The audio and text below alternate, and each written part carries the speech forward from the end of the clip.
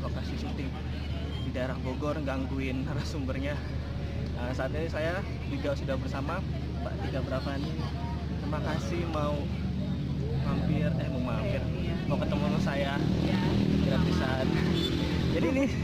Jadi intinya saya juga mau sharing soal gimana sih orang-orang itu hidup sesuai dengan passionnya gitu, sesuai dengan apa yang dicita-citakan. Nah sebelum sampai situ mungkin saya mau tahu dulu.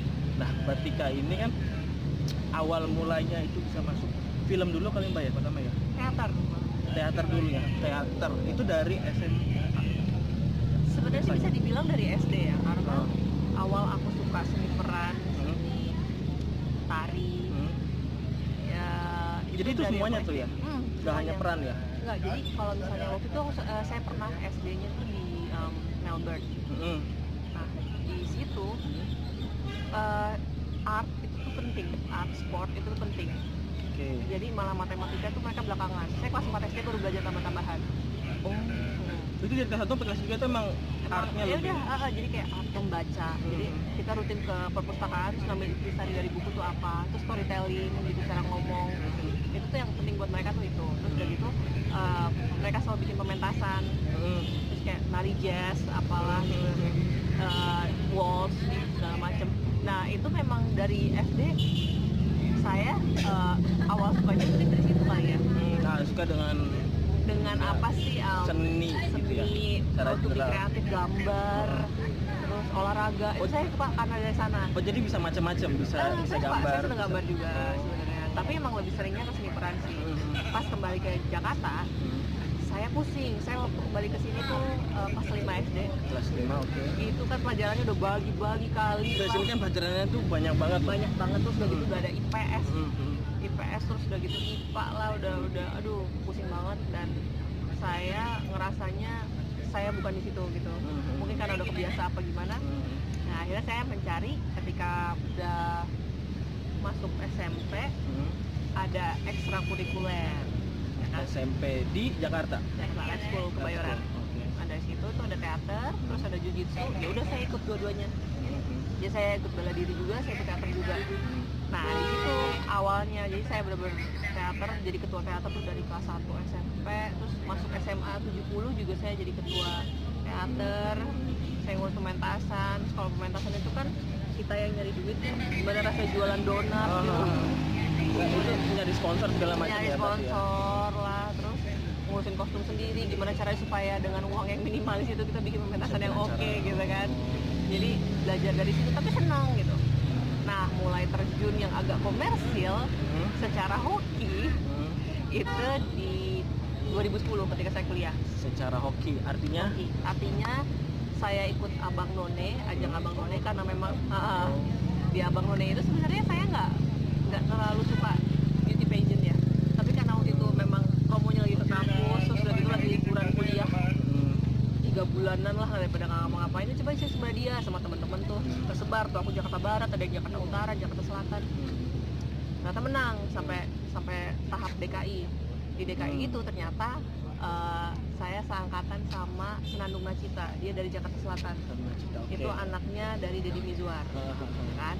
Nah, udah awalnya saya nggak berpikir bahwa ini wah kenal sama Deddy Mizwar berarti bisa nggak? Gitu ya. Tapi tiba-tiba pas di akhir tahun itu dia hubungin saya, dia minta tolong untuk Tik bantuin dong bokap gue mau bikin film nih, lu kan biasa teater, pemainnya belum ketemu, casting dong. Lo apain casting? Gue jadi artis tuh. Gak apa-apa kali aja hoki. Itu 2010. Itu lagi SMA. Itu kuliah. Kuliah semester awal ya. Semester ya 2 mau ke 3. Nah terus habis itu ya udah saya casting, saya keterima. Jadi film pertama saya dengan Om Deddy Mizwar dengan pemain kayak seperti Reza Rahadian dan lain-lain. Oh, yang apa sih? Alangkah Rujuk Negeri. Oh, yang ngajar anak-anak itu ya? Ngajar anak-anak. Iya. Udah dari situ.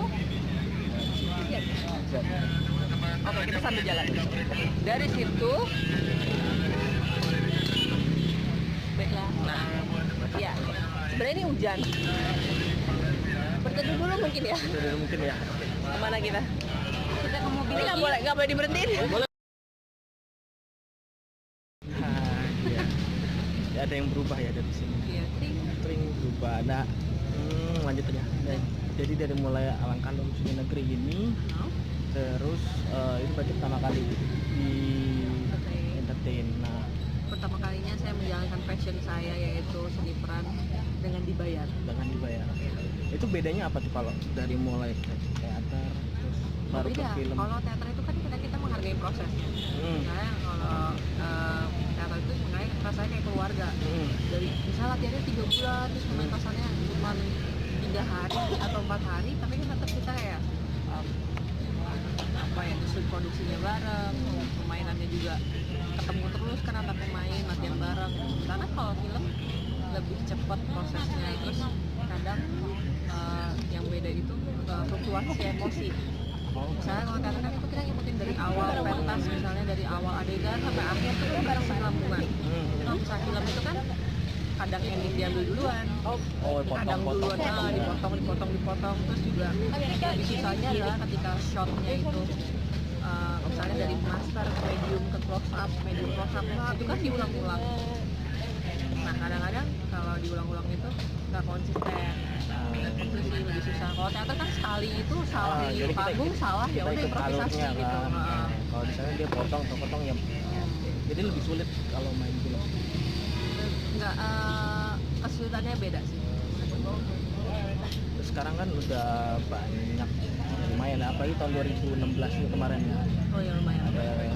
Ada 3 terus sidecast.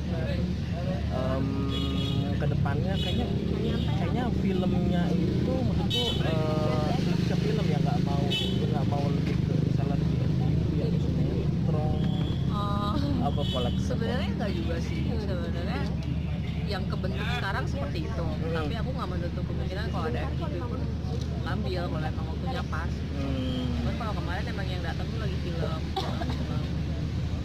Mungkin terakhir kali boleh di-share misalnya buat teman-teman gitu yang mau supaya mereka menjalankan hidup sesuai dengan passionnya, itu kira-kira apa yang bisa diarahin buat teman-teman yang baru mau jadi penulis atau menjadi apa? Ya buat teman-teman yang mau menjalankan karir yang sesuai dengan passion, sebenarnya itu hanya butuh keberanian dan keyakinan sih. Kadang-kadang kan gitu, misalnya dulu nih paradigma orang zaman dulu harus masuk kuliah tuh kedokteran, kalau nggak ekonomi, kalau nggak teknik, ntar hidupnya terjamin ya, gitu kan. Habis itu selesai masuk kerja kantor ya. Nah sementara waktu itu aku senang teater ke IKJ, ya ampun itu apa, jurusan apa, nanti mau jadi apa gitu kan. Nah perlu diketahui di zaman sekarang itu kan kita udah mulai industri kreatif banyak gitu, jadi jangan khawatir misalnya kamu punya passion berkaitan dengan seni atau misalnya menulis atau misalnya mahat patung gitu, tinggal percaya aja kalau misalnya suatu saat passion itu dijalani dengan tekun dan bertemu dengan kesempatan seperti saya. Jadi butuh luck juga ya. Luck dikit lah, tapi biasanya luck itu tuh menyesuaikan gitu. Menyesuaikan dari usahanya. Jika kita tekun pasti ada jalannya, ada aja gitu. Dan percaya gitu. Dan satu lagi, jangan takut sengsara.